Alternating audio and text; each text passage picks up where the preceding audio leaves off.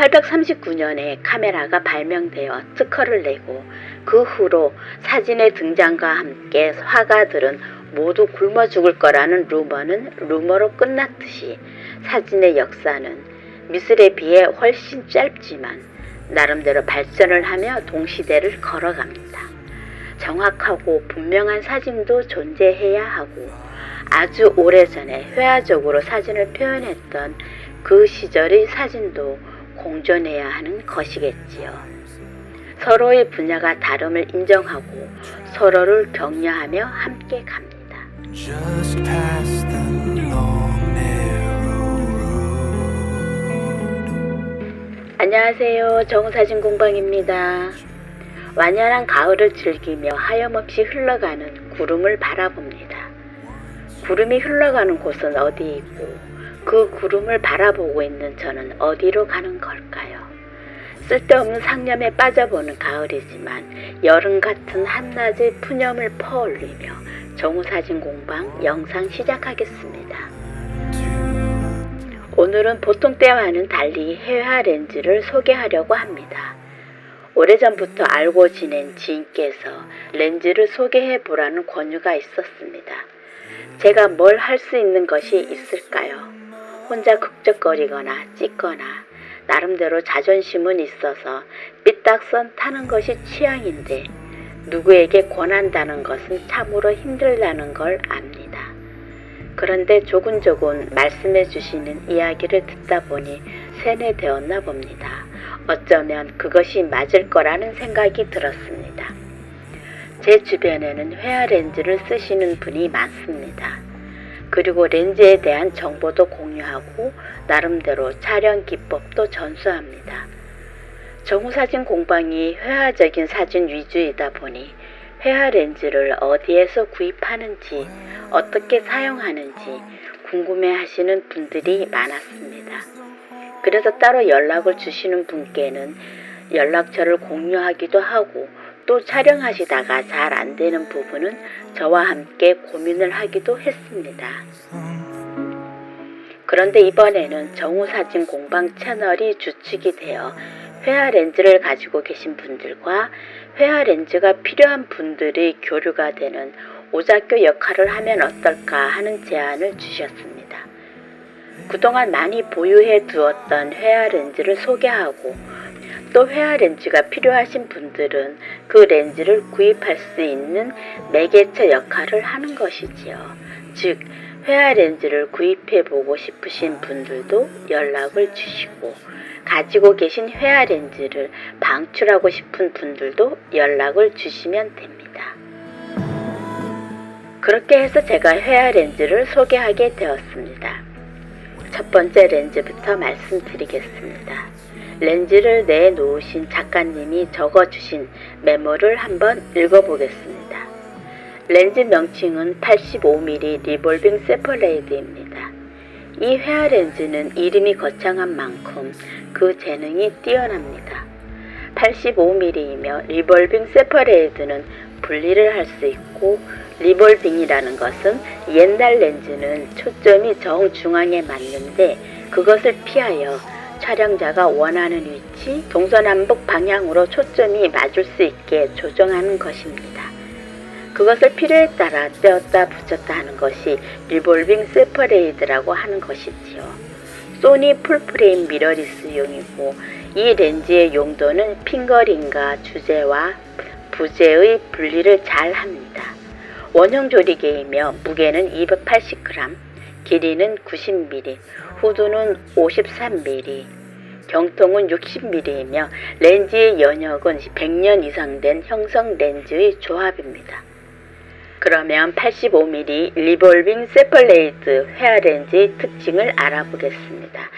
첫 번째 특징은 85mm급의 렌즈 중 가볍고 작아 휴대가 용이하고 두 번째는 저반부에 리볼빙 시프트 어셈블리를 부착하여 왜곡 촬영을 극대화할 수 있습니다. 세 번째는 원형 조리개가 분리된 배경에 빛을 받아 환상적인 원형 보케를 표현합니다. 네 번째는 주 피사체와 배경을 완전 분리할 수 있고 5번째, 시네마 렌즈를 능가하는 얕은 심도를 가졌습니다. 6번째는 배경을 완벽하게 아웃포커싱 할 수 있으며 핑거링 기법으로 배경을 다양하게 조절할 수 있습니다. 여기서 핑거링이라는 것은 렌즈 앞에 손을 가져다 대면 피사체와 배경을 더 확실하게 분리할 수 있고 바람의 결을 느끼는 회화적인 촬영이 가능합니다. 참고로 이 기능은 100년 이상 된 형성 렌즈에서 그 효과가 확실합니다. 현행하는 렌즈 앞에 손을 갖다 대면 손바닥이 그냥 나오지만 형성 렌즈 앞에 손을 대면 손가락으로 빛을 조절할 수도 있고 특별한 사진을 얻을 수 있습니다. 7번째, 보케, 즉 윤슬이 색 섞임이 좋아 보케 사진 자체만으로 작품화가 가능합니다. 8번째, 주제는 사진적 사실감으로 하고 부제는 회화적 성향을 표현하고자 하는 용도로 최적입니다. 마지막으로 이 렌즈를 소유하고 계셨던 분은 사진 경력 35년이 넘으신 사진작가이십니다.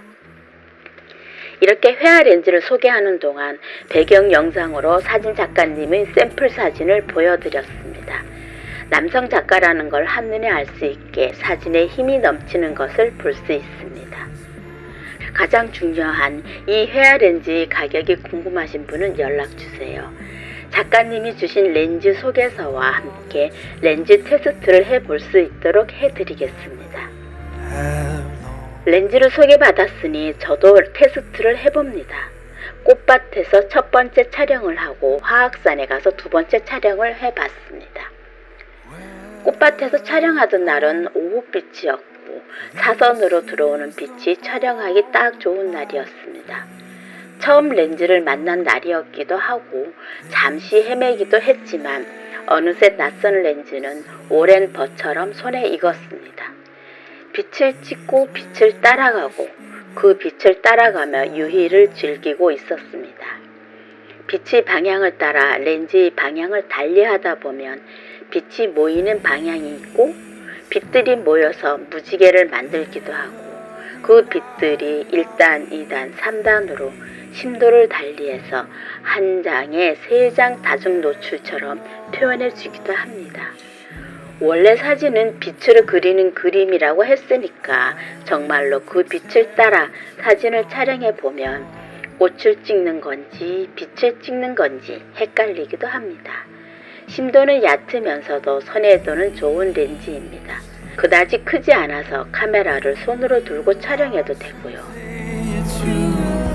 두 번째 테스트했던 화학산에서는 흐린 날이었고 산이 깊어서 촬영을 포기해야 하나 생각도 들었습니다. 그래도 테스트니까 매번 맑은 날만 있는 것이 아니니 그 날씨 감안하고 촬영해 봅니다. 지금은 구절초의 계절이라 구절초가 바위 곁에 많이 피어 있었습니다. 핑거링을 하지 않고 그냥 있는 대로 촬영을 해봐도 너무 좋습니다. 약간 굵은 선이 연초점처럼 들어있고 아무 짓을 하지 않아도 그림처럼 사진을 잘 그려냅니다. 렌즈의 마법을 봅니다. 금강초롱을 만나고 사실 금강초롱 때문에 화학산을 갔습니다. 왕복 7시간 운전을 마다하지 않고 갔는데 딱 한 송이 피어 있었습니다. 얼마나 감격스러운지요. 피고 지는 꽃은 계절을 맞춰서 찾아가야 하는데 우리가 너무 늦게 갔습니다. 그래도 그 한 송이라도 만났으니 대박 행운이었습니다. 어둑어둑하고 커다란 나무 밑에 있고 사진 각도는 아니지만 아주 열심히 촬영했습니다. 렌즈가 밝아서 회화적인 금강초롱을 찍을 수 있었습니다. 그리고 어두운 날에도 핑거링은 가능합니다. 가끔 작가님이 해주신 말씀이 생각납니다. 아주 오래되었다고 하지만 100년 전 그 시절에 이런 렌즈를 쓸 정도 되는 사람이면 보통 예술 정신을 가지고 있었던 사람은 아닐 거다. 그러니까 낡은 렌즈이지만 이 렌즈 안에 사진 선배님들의 영혼이 함께 숨쉬고 있다고 보면 맞을 거다라고 하셨거든요. 동감하는 마음입니다. 1839년에 카메라가 발명되어 특허를 내고 그 후로 사진의 등장과 함께 화가들은 모두 굶어 죽을 거라는 루머는 루머로 끝났듯이 사진의 역사는 미술에 비해 훨씬 짧지만 나름대로 발전을 하며 동시대를 걸어갑니다. 정확하고 분명한 사진도 존재해야 하고 아주 오래전에 회화적으로 사진을 표현했던 그 시절의 사진도 공존해야 하는 것이겠지요. 서로의 분야가 다름을 인정하고 서로를 격려하며 함께 갑니다. 이렇게 회화 렌즈를 처음 소개하지만 어쩌면 서로의 가려운 부분을 조금이나마 긁어줄 수 있는 면이 있을 것 같기도 합니다. 회화 렌즈에 관해 궁금한 것이 있으면 제 연락처를 아래 댓글에 오픈하겠습니다. 언제든지 연락 주시고 정보 교환하시기 바라겠습니다.